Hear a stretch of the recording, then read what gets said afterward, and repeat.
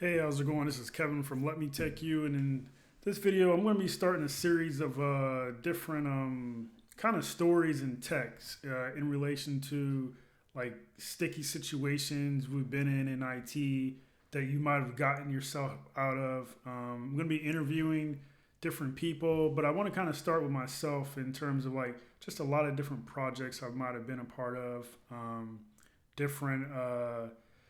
You know, issues that I've ran into over the years that I've got myself into, but then how I kind of figured out how to get out of whether it's application or servers crashing or any type of like oddities that kind of cause stress for me, but kind of cool little stories to kind of talk about. And I think sometimes in IT, you don't typically hear about those kind of things a lot.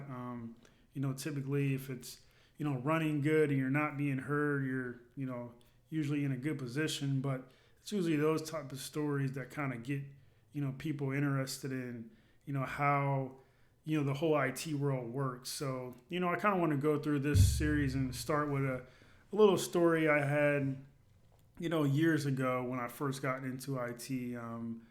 I was working for a manufacturing plant, and it was probably my first couple years in terms of my junior network administration experience, and I think this is probably the first big IT issue I had got myself into. Well, not necessarily myself into, but our entire plant and corporation. So what had happened was we had a senior network administrator, and we were working on some group policy stuff, and I think I wasn't really too big on the project of what was going on. I know we were trying to block like some stuff for Windows, the Windows store, so like people couldn't actually like install stuff that they shouldn't. So this was like early Windows 8 days where it was pre Windows 10. A lot of people were still using Windows 7 and a little bit of XP. So I'd say around 2015, 14ish, somewhere around there. And so what had happened was, in order to block some of these things for people to do, you had to kind of set some group policy stuff up to remove some registry things. As far as I can't remember the exact, stuff that it was. Like I said, I wasn't like a lead on that particular project, but we kind of had a lot of free realm with the company that I worked for and what we could essentially do with the time that we had when there wasn't like big projects and stuff going on. So this was kind of more of a security kind of oddity of like, hey, let's try to limit what people are actually installing on their PC. So with the new Windows Store and things like that, it gave people the ability to kind of do that. So once there was a day where, I didn't know that it was actually deployed, but I guess it had already been done. And we had some users come down and they were like, hey, I can't get on the internet. So basically I was like, oh, okay, I'll come down and check it out because I was a junior guy. So I had to go do like the desktop type stuff and things like that. There was only, two of us and then some programmers. Two of us as far as on the networking side, me and then a senior guy, and then a couple programmers who had some, kind of sysadmin, abilities, but not that much. So then I went and checked it out, and it was kind of odd. Like, I was like, okay, the network driver seems like it's not, it's showing the red X down there at the bottom. So I'm like, that's weird. But, I could actually still see the icons. So, I'm like, well, no, actually, the network adapter in the control panel was, I think it was either missing or not there or something like that. But basically, yeah, I wasn't able to like disable it, re-enable it, do all those type of tricks and stuff like that. Rebooted it, and I was like, hey man, this isn't working. I'll take it back and check it out.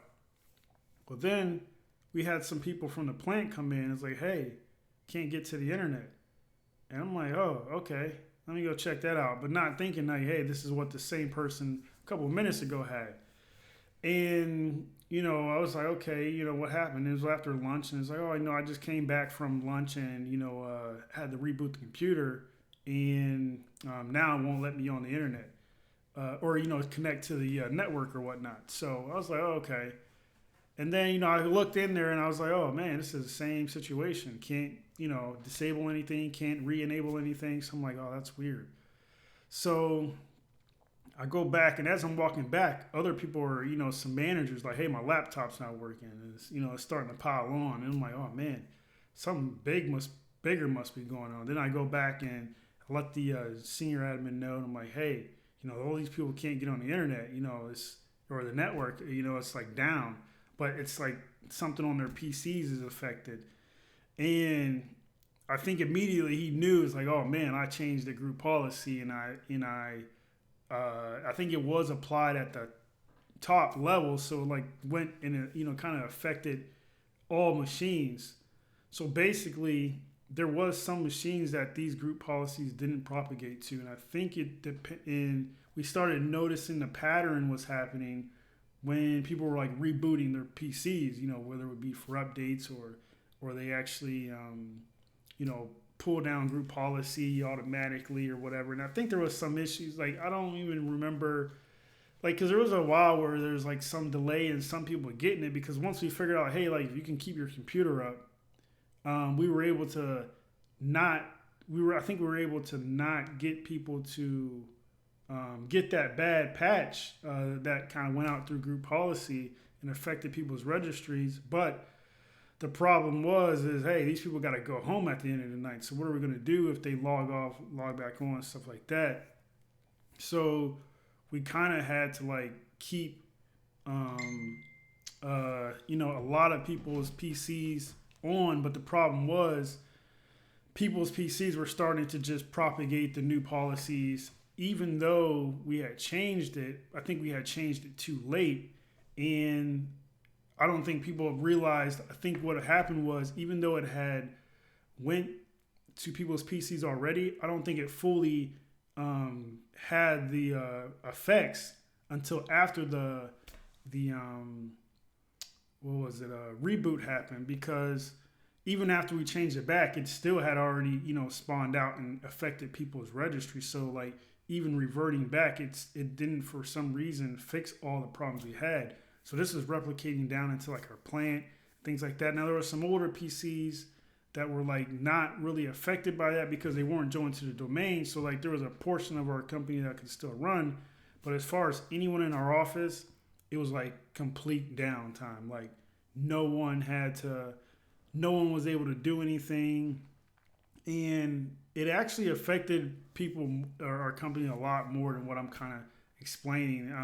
I want to say it affected some of our servers. I think our domain controller had some problems.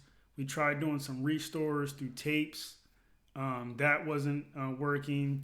I think we ended up paying for Microsoft support to come in and fix like our AD and the structure of some things. Like I said, I was still like earlier on, so there was a lot of stuff as far as on the AD side and things that were being done that I wasn't quite familiar with, which was going on. But I do know that they remoted and helped. But as far as like my positioning, I kind of helped get a lot of computers back online. And how I was able to figure that out was I was like, hey, I was able to figure out, I don't even know how it came about, but I think I set the person up on a new like profile on their computer. And when that happened, it actually worked. Like I don't know why the actual like created a new profile fixed anything, but I was able to basically just go into like their username, change it to like old. So like once like the C users folder, changed it to like whatever their name was, just put like a different old in there or whatever, change the name of that. So then when they signed in, it created a new profile, and then everything just worked, but I didn't have to reset up all the applications. We didn't have like roaming profiles or any of that type of stuff. So any applications they had, browser extensions, everything just had to be reset up. So, I mean, we're talking, I think maybe like 100 or something people, and there's only two guys, me as far as a junior and the senior guy.